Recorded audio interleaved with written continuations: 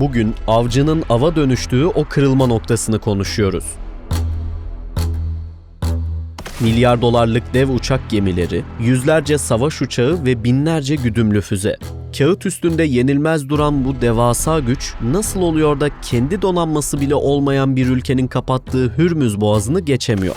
Bu videoda madalyonun arkasındaki gerçek stratejiyi anlatacağım. Eğer siz de dünyayı televizyon ekranlarından veya gazete manşetlerinden değil, derinlemesine analizlerle okumayı seviyorsanız doğru yerdesiniz. Hedefimiz bu vizyona sahip 1000 yeni aboneyle topluluğumuzu büyütmek. Ekranda gördüğünüz bu devasa çelik kütlesi tam 13 milyar dolar değerindeki USS Gerald R. Ford uçak gemisi.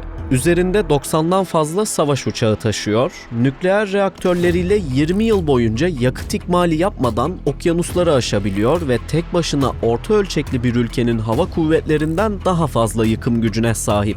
10 yıllardır küresel hegemonyanın, Amerikan vizyonunun ve Washington'ın istediğimi istediğim an alırım doktrininin yüzen kalesi. Amerika 2. Dünya Savaşı'ndan bu yana okyanusları kontrol etme stratejisini işte bu devasa yüzen kaleler üzerine kurdu.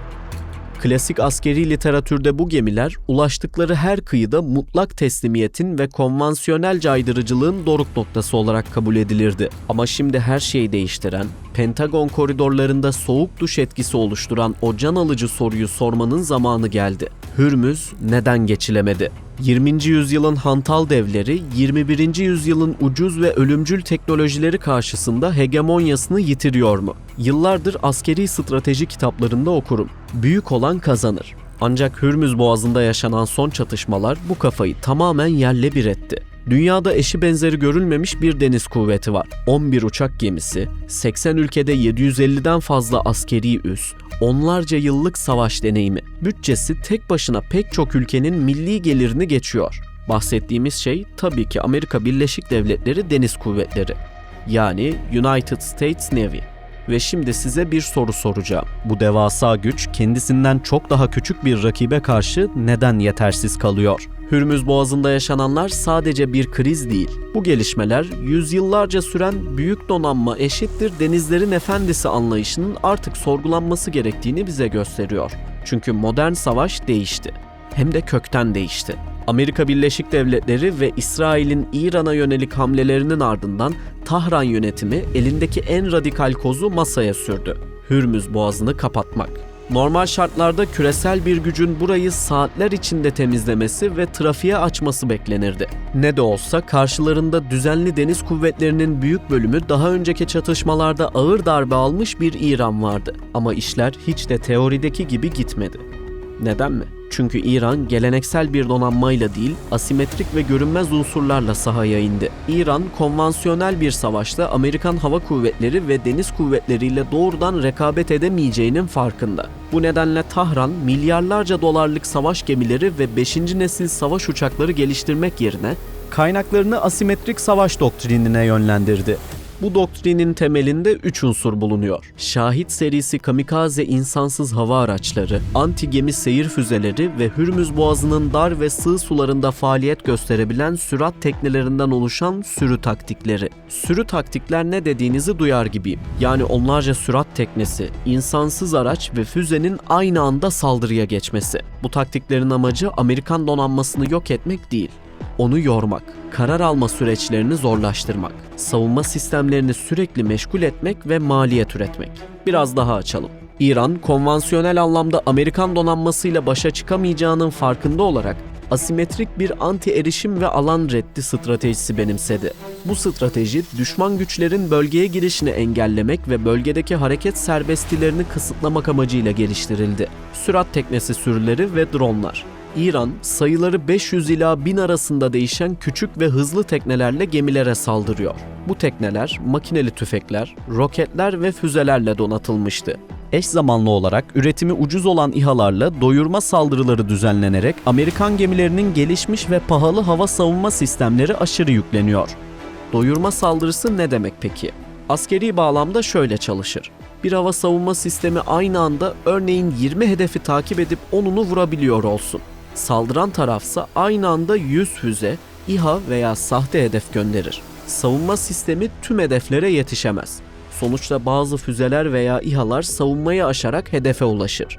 Bu nedenle son yıllarda askeri çevrelerde sıkça şu ifade ediliyor: pahalı savunmayı ucuz saldırıyla doyurmak, özellikle asimetrik savaş stratejilerinin temel araçlarından biridir. Kıyı konuşlu füzeler. Boğazın darlığı sayesinde İran, ana karasına ve adalara yerleştirdiği gemi savar seyir füzeleri ve balistik füzelerle Boğaz'ın tamamını menzili içine almakta. İran bu füzeleri karadaki kamyonlara da yüklüyor. Evet, bu kamyonlar açık hedef olduklarında savunmasız. Ama onları bulmak o kadar kolay mı? Gelin ona bakalım. Karadaki füze sistemlerini öyle ulu orta bırakmıyor. Güçlendirilmiş yeraltı sığınaklarında ve kamufle edilmiş alanlarda saklıyor. Bataryalar ancak ateş açılacağı zaman mevziye çıkıyor. Üstelik düşman uçaklarını ve savunma sistemlerini yanıltmak için bölgeye yüzlerce sahte maket batarya yerleştiriyorlar. Yani hedefi vurmaya çalışan bir savaş uçağı aslında sadece bir plastik maketi vurarak mühimmatını boşa harcayabilir. Deniz mayınları. İran envanterinde yer alan tahmini 6000 deniz mayını en büyük gizli tehdidi oluşturmakta. Bunlar arasında gemilerin akustik, manyetik veya basınç izlerine duyarlı akıllı mayınlar da bulunmakta. Düşük hızlı insansız sualtı araçlarıyla mayın temizlemek, Boğaz'daki 4.8 nata varan akıntılar nedeniyle teknik olarak son derece zordur. Bu mayınlar sadece savaş gemileriyle değil, tespit edilmesi zor olan denizaltılar, küçük sürat tekneleri ve hatta sivil mürettebat gibi görünen gizli kargo balıkçı gemileriyle bile fark edilmeden denize bırakılabilmekte. Örneğin bir akustik mayın yalnızca devasa bir uçak gemisinin motorlarının ve gövdesinin suda oluşturduğu sesi duyduğunda patlamaya programlanabilir. Böylece mayının üzerinden daha küçük bir mayın tarama gemisi geçtiğinde sistem tepki vermez. Bu taktik mayının ucuz ve değersiz bir hedef için ziyan olmasını engeller ve asıl büyük hedef bölgeye gelene kadar düşmanı yanıltarak mayınların varlığını gizli tutar. Aynı mantıkla sadece belirli düşman denizaltılarının izlerine tepki verecek şekilde programlanmış özel mayınlar da mevcuttur. Elektronik harp. Gemilerin uydu navigasyon sistemlerini bozarak ve sahte sinyaller göndererek Boğaz'da güvenli seyri imkansız hale getirmekte. İran'ın stratejisi rakibinin üstün teknolojisini aynı seviyede karşılamaya çalışmak değil, düşük maliyetli ancak etkili sistemlerle yüksek maliyetli platformları baskı altına almak üzerine kurulu. Bir tarafta radar izini azaltacak şekilde tasarlanmış, nispeten ucuz şahit dronları bulunurken, diğer tarafta bu araçları tespit edip imha etmek için kullanılan son derece pahalı ve karmaşık entegre hava savunma sistemleri yer alıyor. Asıl dikkat çekici nokta ise maliyet asimetrisi. Modern savaşlar yalnızca füze, uçak ve gemilerle değil, aynı zamanda ekonomik dayanıklılık ve maliyet dengesiyle de kazanılıyor ya da kaybediliyor. İran'ın stratejisi rakibine askeri olduğu kadar ekonomik bir yük de bindirerek üstünlük sağlamaya çalışmak üzerine inşa edilmiş durumda. Bu durum askeri literatürde Cost Exchange Ratio yani maliyet değişim oranı olarak adlandırılır. Sorun şu, eğer savunma maliyeti sürekli olarak saldırı maliyetinden kat kat yüksekse zamanla ekonomik baskı oluşmaya başlar. Amerika için mesele tek bir drone değildir. Yüzlerce saldırının, aylarca süren operasyonların ve kesintisiz devriyelerin toplam maliyetidir. Bu nedenle bazı stratejistler günümüzün çatışmalarını artık yalnızca ateş gücüyle değil, sürdürülebilirlik açısından da değerlendirmeye başladı. Çünkü savaş alanında kazanmakla bu üstünlüğü yıllarca koruyabilmek aynı şey değildir. Amerika Birleşik Devletleri bugün hala dünyanın en güçlü deniz kuvvetlerine sahip. Bunu nasıl ölçüyoruz? Savaş kapasitesiyle, yani bir savaş durumunda ne kadar yıkım yapabilirsiniz? Bu ölçüte göre Amerikan donanması rakipsiz. Ama Çin'e bakın. Çin Halk Kurtuluş Ordusu'nun deniz kuvvetleri toplam gemi sayısı bakımından Amerika'yı çoktan geçmiş durumda. Peki bu Çin'in daha güçlü olduğu anlamına mı geliyor? Hayır. Ve işte bu ayrım çok önemli. Hudson Enstitüsü'nden ve eski bir Pentagon danışmanı olan Deniz Kuvvetleri uzmanı Brian Clark bu konuda şunu söylüyor. Çin'in donanmasındaki gemilerin büyük çoğunluğu küçük çaplı, kısa menzilli gemilerden oluşuyor. Yani açık denizde uzun süreli operasyon yapacak şekilde tasarlanmamışlar. Bunlar ağırlıklı olarak kendi kıyılarını savunmak için geliştirilmiş. Amerika ise tam tersi bir yaklaşımla hareket ediyor. Küresel erişim ve güç yansıtma ve bu yaklaşımın en büyük sembolü uçak gemileri. Amerika'nın 11 uçak gemisi var. Dünyada başka hiçbir ülke bu sayıya yakın bile değil. Ve bu gemilerin her biri milyarlarca dolar değerinde. USS Gerald R. Ford, Amerika'nın şimdiye kadar denize indirdiği en büyük savaş gemisi, nükleer enerjili, tam teçhizatlı, devasa bir savaş platformu. Pentagon bunu dünyanın en yetenekli, en uyarlanabilir ve en ölümcül savaş platformu olarak tanımlıyor. Buna ek olarak Amerika'nın küresel askeri ayak izi var. 80 ülkede 750'den fazla askeri üs. Bu üsler deniz aşırı operasyonların omurgasını oluşturuyor. Gemilere yakıt, askerlere konaklama, uçaklara bakım. Teoride bu ağ denizlerdeki mutlak üstünlüğü garanti ediyor. Teoride. Gelelim işin gerçek boyutuna.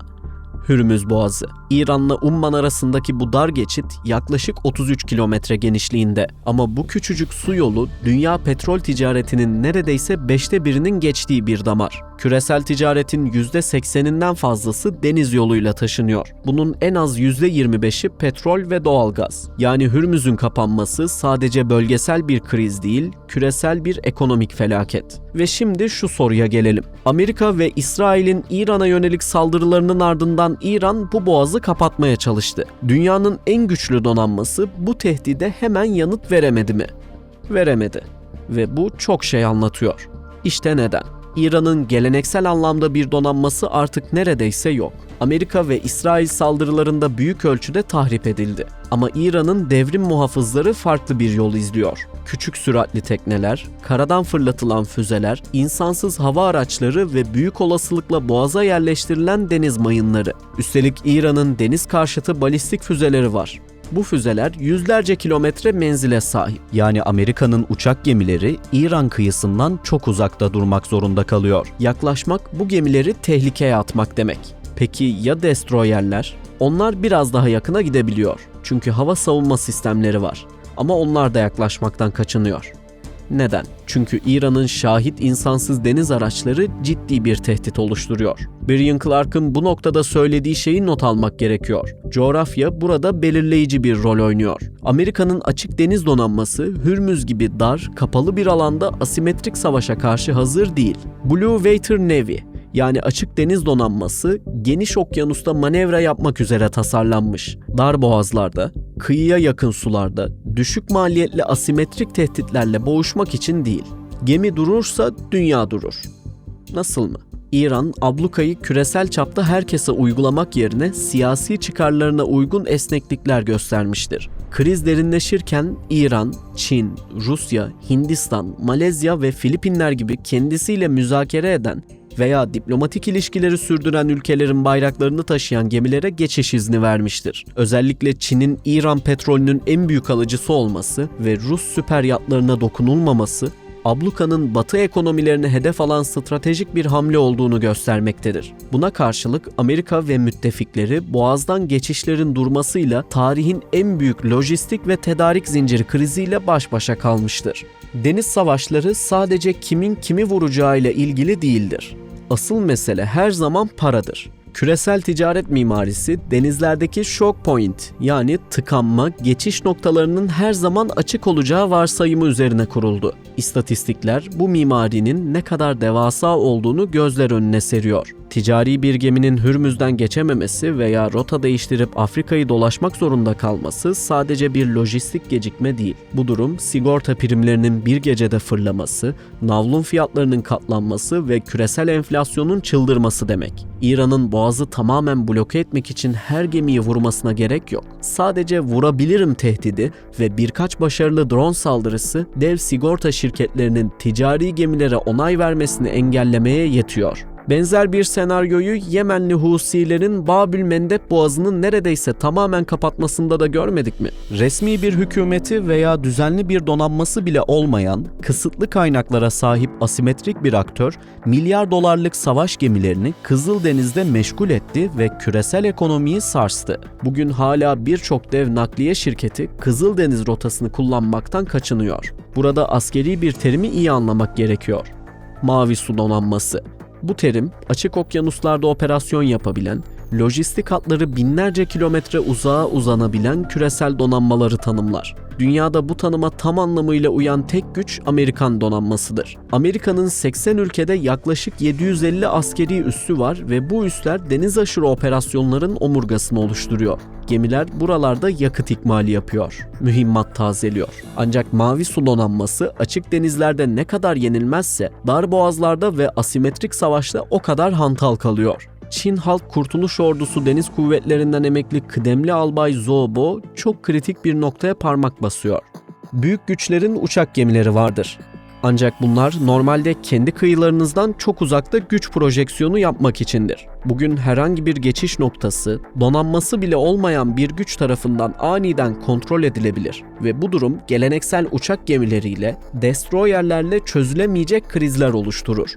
İşte tam bu noktada Amerika strateji değiştiriyor. Kıyı şeridine yaklaşamayan Mavi Su gücünü İran'ın açık denizlerdeki ihracat ve ithalat hatlarını tamamen abluka altına almak için Umman Denizi'nde konuşlandırıyor. Yani içerideki asimetrik kilide karşı dışarıdan devasa bir ekonomik kilit vurarak asimetrik savaşa asimetrik bir yanıt vermeye çalışıyor. Peki dünya bu değişimi izlerken gemi sayısı bakımından şu an dünyanın en büyük donanmasına sahip olan Çin ne yapıyor? Pekin yönetimi niceliksel üstünlüğünü nitelikle birleştirmek sürecinde hız kesmiyor. Albay Zhou Bo'nun belirttiği gibi Çin'in gemi inşa kapasitesi Amerika'nın fersah fersah önünde. Ancak asıl büyük odak noktası başka. Yapay zeka, robotik sistemler ve insansız savaş araçları. Çin ve Amerika şu an yapay zekanın askeri alandaki uygulamalarında dünyayı domine ediyor. Geleceğin deniz savaşlarında insansız deniz araçları, sualtı dronları ve yapay zeka algoritmalı sürü sistemleri başrolde olacak. Peki Çin bu devasa gücü ne için kullanmak istiyor? Resmi söyleme göre amaç, ihracata dayalı Çin ekonomisinin bağımlı olduğu küresel deniz ticaret rotalarını korumak. Çin bunu uluslararası bir sorumluluk olarak paketlese de eleştirmenler Güney Çin Denizi'ndeki yapay adalar ve genişlemeci politikalardan yola çıkarak Pekin'in çok daha agresif bir ajandası olduğunu savunuyor. Çin'in Amerikan tarzı küresel bir askeri üs ağı yok. Resmi olarak sadece Afrika'nın boynuzundaki Cibuti'de bir askeri deniz üssü bulunuyor. Kamboçya ve Güney Çin Denizi'nde de askeri varlığını artırdığı biliniyor. Ancak uzmanların dikkat çektiği pek bilinmeyen ama çok akıllıca mali bir hamlesi var. Çin, dünya genelinde düzinelerce sivil limana milyarlarca dolar yatırım yaptı. Bunları satın aldı veya inşa etti. Bugün ticari görünen bu sivil limanların yarın bir kriz anında Çin savaş gemileri için lojistik destek merkezlerine dönüşmeyeceğinin hiçbir garantisi yok. Çin, Amerika'nın 2049 yılına kadar dünya klasmanında lider donanma olma hedefine doğru bu hibrit modelle ilerliyor. Teknoloji bu kadar hızlı ilerlerken askeri doktrinler aynı hızda değişemiyor. Deniz savaşlarının geleceği milyar dolarlık insanlı dev gemilerden insanlı ve insansız unsurların bir arada çalıştığı hibrit filolara doğru evriliyor. Gelecekte filoların büyük bir yüzdesini otonom insansız araçlar oluşturacak. Ancak bu insanların tamamen devre dışı kalacağı anlamına gelmiyor. Karar mekanizmasında, yani o tetiğe basılacağı ve yasal sorumluluğun alınacağı kritik anlarda komuta kademesinde insan her zaman kalmak zorunda. Fakat işin sıcak çatışma, lojistik, risk ve yıpratma savaşı kısmını tamamen robotlar ve yapay zeka üstlenecek. Peki büyük donanmalar bu ucuz tehditlere karşı nasıl inovasyonlar geliştiriyor? Her bir drone'u düşürmek için milyon dolarlık hava savunma füzeleri harcamak sürdürülebilir bir maliyet değil. Bu yüzden lazer silahları, yüksek hızlı parça tesirli top sistemleri ve drone vuran drone teknolojileri üzerinde milyar dolarlık Ar-Ge çalışmaları yürütülüyor. Hürmüz Boğazı'nda yaşanan kriz aslında küresel güç dengesindeki tektonik bir kırılmanın sadece bir provası. Artık okyanusların hakimi olmak sadece en büyük bütçeye veya en büyük gemiye sahip olmak anlamına gelmiyor.